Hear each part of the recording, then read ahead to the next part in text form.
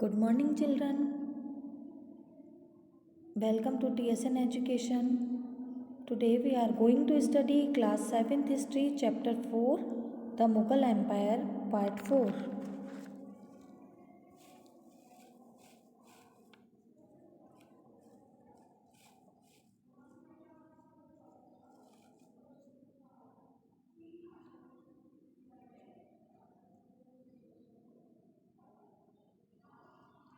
In some areas, the zamindars exercised a great deal of power. The exploitation by Mughal administrators could drive them to rebellion. Sometimes zamindars and peasants of the some caste allied in rebelling against Mughal authority. These peasants' revolt changed the stability of the Mughal empire from the end of the 17th century.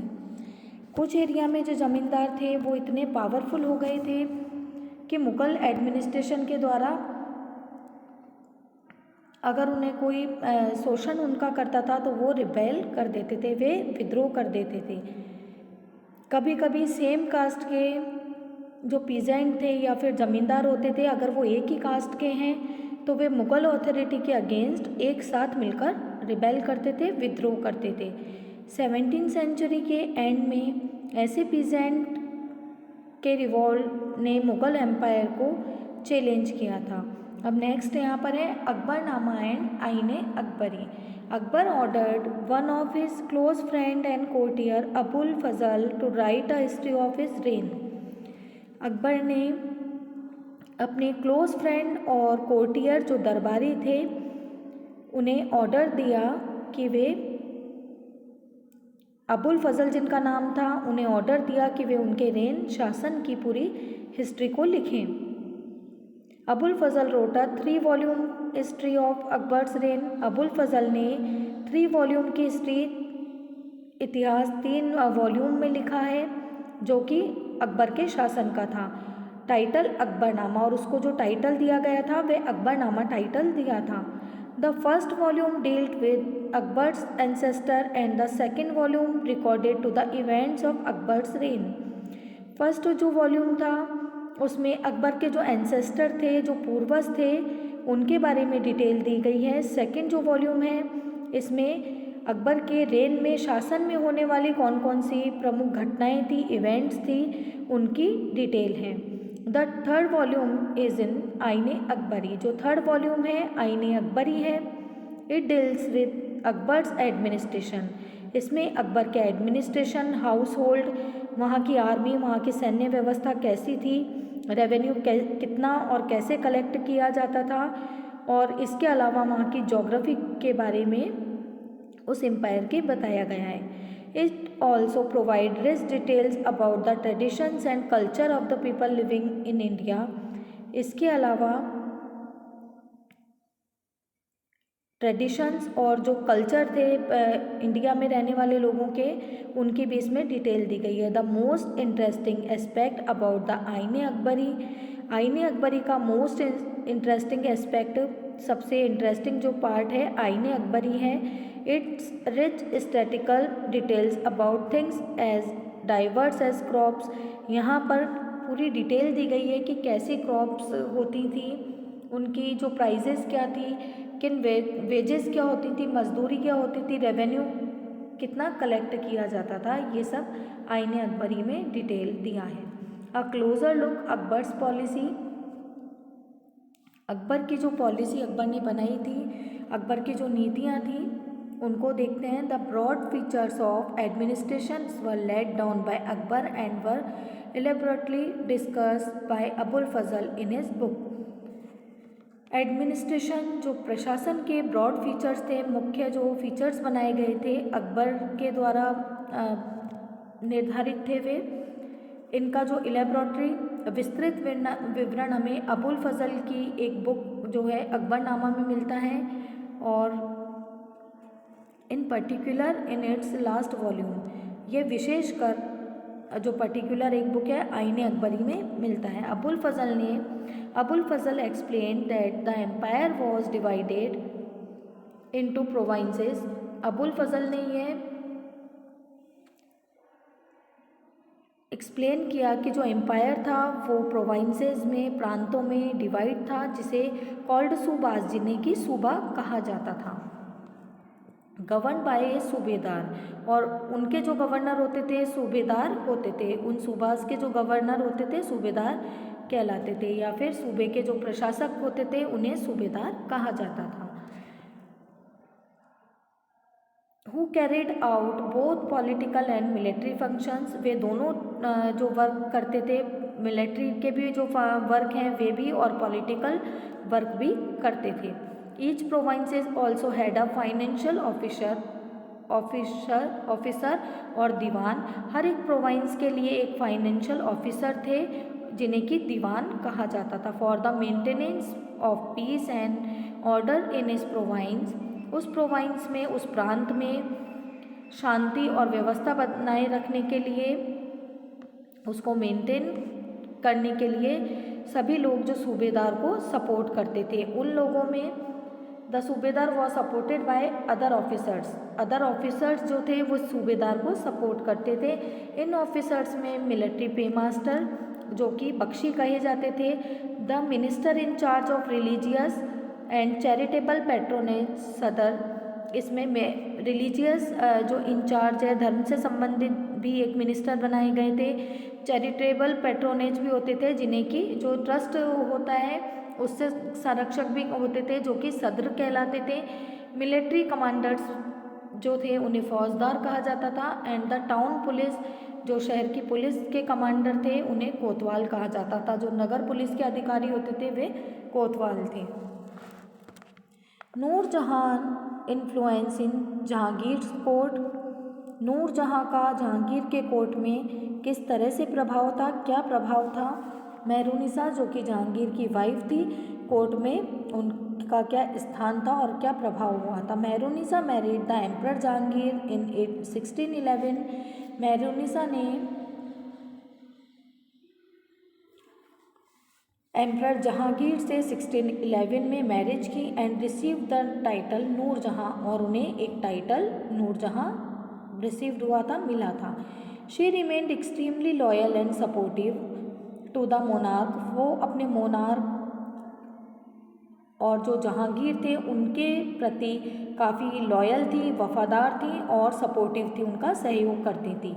As a mark of honour, इसीलिए उनके honour में, उनके सम्मान में Jahangir struck silver coins bearing his own titles on one side and on the other the inscriptions struck in the name of the queen Begum Noor Jahan.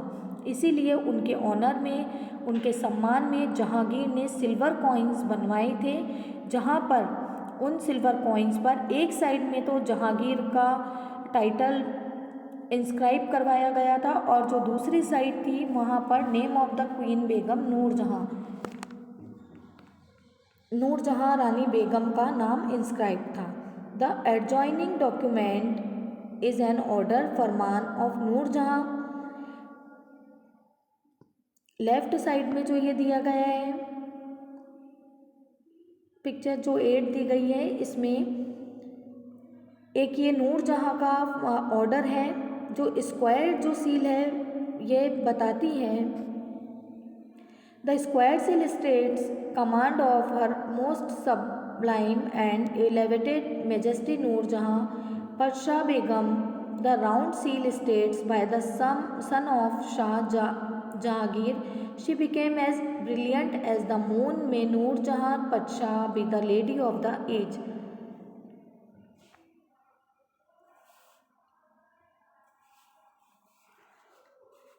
Square seal ये बताती है कि जो मैजेस्टी महान नूरजहां पदशाह बेगम का ये ऑर्डर है, और राउंड सील के अकॉर्डिंग जो सन यानी सन ऑफ शाह जहांगीर, सूर्य जैसे जो तेज प्रताप वाले जो राजा हैं जहांगीर से, जो वहाँ की जो रानी है मून जैसी वैभवशाली ब्रिलियंट बन गई हैं।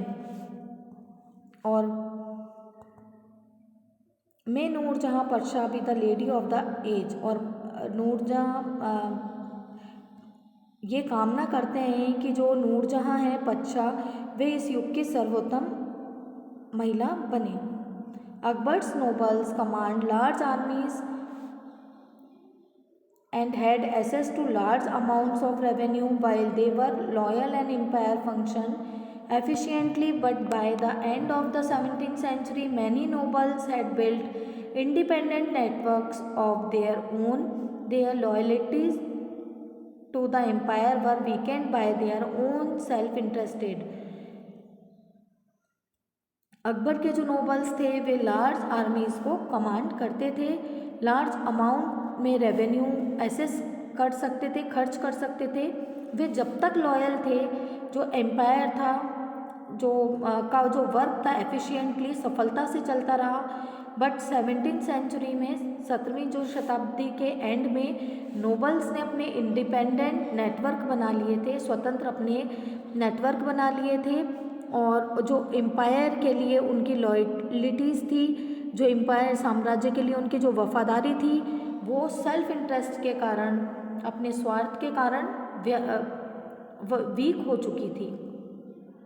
वे अपने एम्पायर के लिए लॉयल नहीं थे, वफादार नहीं हो गए थे, केवल अपना जो इंटरेस्ट है सेल्फ इंटरेस्ट को देख रहे थे।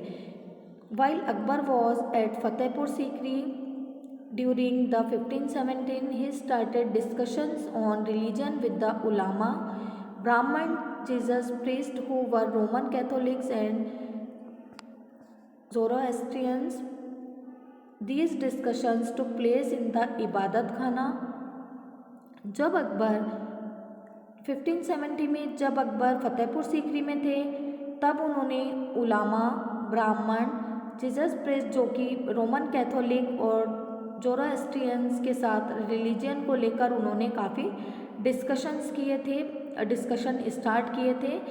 और इन डिस्कशंस, ये जो डिस्कशंस किए जाते थे, धर्म से संबंधित जो भी चर्चा होती थी, ये इबादत खाना में होती थी।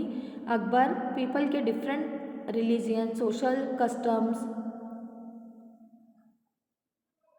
These discussions took place in the इबादत खाना। ये डिस्कशंस इबादत खाना में होते थे। He was interested in the religion and social customs of different people।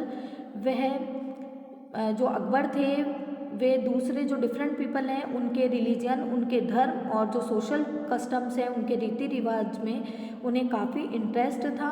Akbar's interaction with people of different faiths made him realise that religious scholars who emphasize ritual and dogma were often bigots।